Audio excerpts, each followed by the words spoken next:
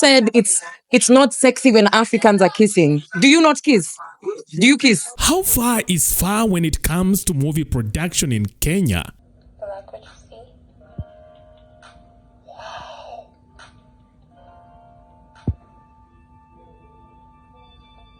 Doc. Are we truly ready to embrace the evolution of our film industry, even when it includes steamy scenes?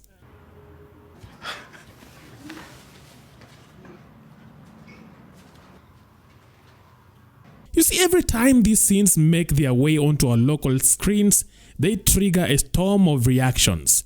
Netizens lash out at the actors, criticize the producers, or point fingers at the directors. And there's a hatred that we have with our staff and with our musicians and with our artists that really, really needs to just come to an end. But the controversy doesn't end there.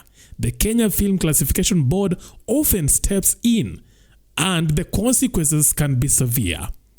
A movie might be banned entirely, or if the production team is fortunate, they might escape with just a hefty fine. 222 of the laws of Kenya. The board will not allow such productions to be either broadcast or exhibited within the country, as our laws do not countenance. In the midst of this tension, voices like Nyokabi Macharia and Faith Kibathi have weighed in on the changing landscape of the Kenyan film industry. They have exposed on the role of producers in pushing boundaries and the impact of including intimate scenes in local films. Grab your popcorns, because what they are about to say might leave your jaws wide open.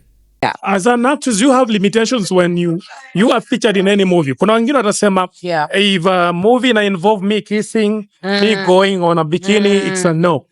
I think I wouldn't say I have limitations, but I have to see why that has been put in the script. For example, if it's a scene, a sex scene, what is the purpose? Is it driving the story, or are we just pleasing people with our bodies and that type of thing? So I think for me, I love going into a room or into a project open-minded, with an open-minded spirit. And if there's a sex scene, then I'm like, oh, that actually adds to the story, I would definitely do it. Yeah. And you feel maybe Kenya were ready to embrace such scenes, maybe? I think we are there. We are really getting there. Ninyinyi, I don't know what you've been watching. Have you watched Single Kiasi? We are there. And you people need to start getting comfortable. Are you not kissing in your houses? You're kissing in your houses. You're making love in your houses. Why do you draw the line when actors or black bodies are kissing? That is a white mentality, and we need to get to that point where we realize the white gaze has been controlling what we are producing. Who said it's not sexy when Africans are kissing? Do you not kiss? Do you kiss? You do. I'm sure nikitafuta hapa hata kuna mtu naweza pata ulikiss too before this. So Kenyans need to get comfortable with expressing love. With being comfortable with, we are holding hands, we are kissing in public. It's love. It's an expression of love. There's nothing to do with culture there. It's an expression of love, and we need to get comfortable, because we're doing these things in our bedrooms, in the clubs. I dare you right now, let's go to a club.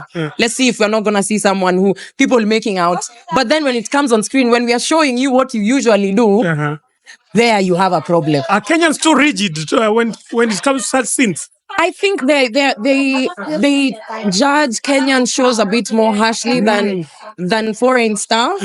And there's a hatred that we have with our staff and with our musicians and with our artists that really, really needs to just come to an end. It's interesting that you'll see a bad movie with white people, but you won't react the same way with the way you're going to react with the Kenyan one. You'll be more harsh with the Kenyan. And remember, we are 50 years into independence. We are competing with an industry that these people did not have to get independence in the first place. Or if they did centuries ago. We don't even have an industry. We've made an industry out of nothing. Most of people here did not go for training. And so we look at what we are producing, and most people haven't gone to school. So imagine and all of these things, kutoka vitindi, kutoka what? Look at how we've grown. How about we say, aya, baby, we've come a long way, and then know that our stories are interesting and start telling our stories. Like our stories, by this in Abamba, we are not boring. Yeah. And of course, talking about you being a film actress, when you want to come up with your own film industry, or rather movie in Kenya, is it easy to produce your own movie? Ama kuna kuangana the opposition from the government sometimes? Where do we start? From policies that don't support filming, to budgets, to God, even when you talk about subscriptions in South Africa and Nigeria are far more ahead than ours, and that's why if you buy a Kenyan movie, if Netflix buys a Kenyan movie, they'll buy it at a lesser price, like at a lower price than a South African movie, because also our people are not subscribed. The more you don't subscribe, the more they're thinking there's no market here, so why should we be here? And so I know that there's a hunger for arts that is coming up. The theater shows that have been here, so many things have been sold out. This film was sold out, and that's a step. It means that Kenyans want to see our things. They want to see our people in our projects. Yeah. So it's quite hard to produce your movie here in Kenya. It is. Not only in Kenya, anywhere in the world. I mean, even content creation. Don't even go to content creation. Before you go and get your makeup done and hair, and before videographer kujem to a lights, it's expensive. That stuff is expensive. And whenever a film is mentioned, swali la mwisho, KFCB has to be drawn in. The Kenya Film Classification Board. Has it helped the Kenyan film industry in any way?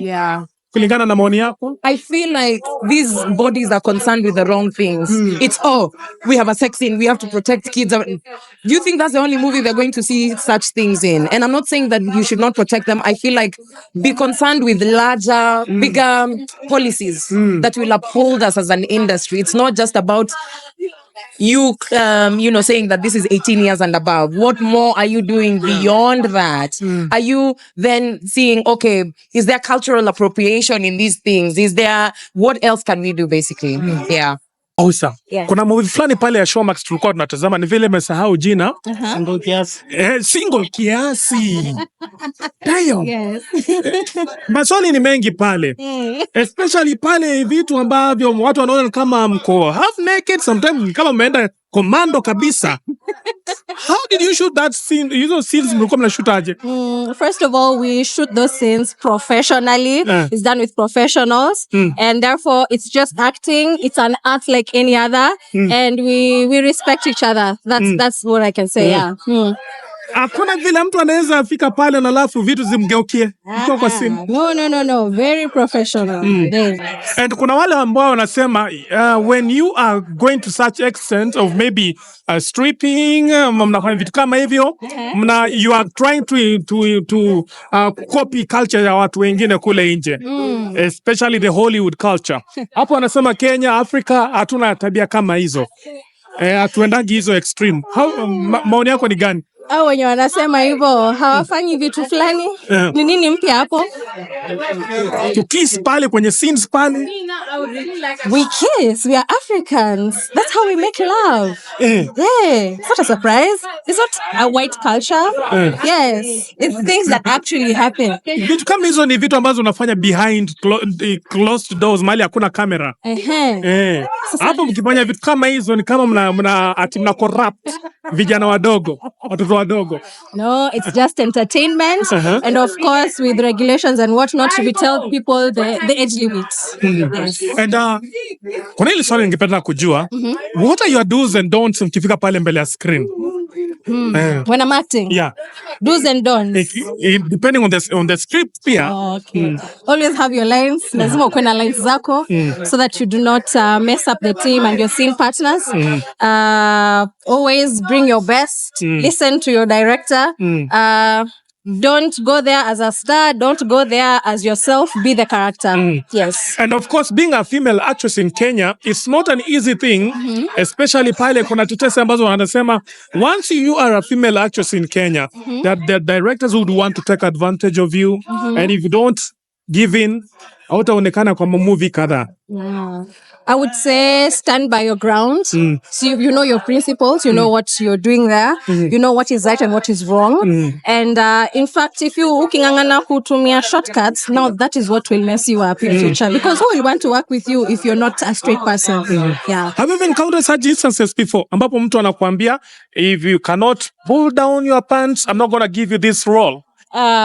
Fortunately, no, I haven't. I have had stories, but I haven't. Or maybe I've just always stood my ground and I've made it clear from way before we meet that I'm here to work and that's it. Yeah. And of course, what brought us here is Nawi. Yeah. I'm sure Nairobi is waiting for you. Hebu tuambie the movie, what role are you playing in? Yeah. So I'm playing Madame Christine in the movie. And basically this is the person this is the hero in Nawi's mind, in Nawi's future. This is the person who is always driving her to what her dream is. Yeah. And seeing you being a big actress in Kenya, Yeah. Hebu tuambie, how did you get the opportunity to be featured here? And how did they choose you? Yeah, imagine they put a call out, I auditioned and I got the role. So they did not know me. They did not know who I was. Everyone auditioned purely, like no one had the influence. Yeah. Some people feel like being an actress, especially an established actress, kunakuwa na ile favor, tunapigiwa simu. Correct. Yeah, correct. but wewe uliitwa pale. I think each person who was in that film auditioned for that film. Yeah. And even if at some point your name buys you leverage, you didn't just get there.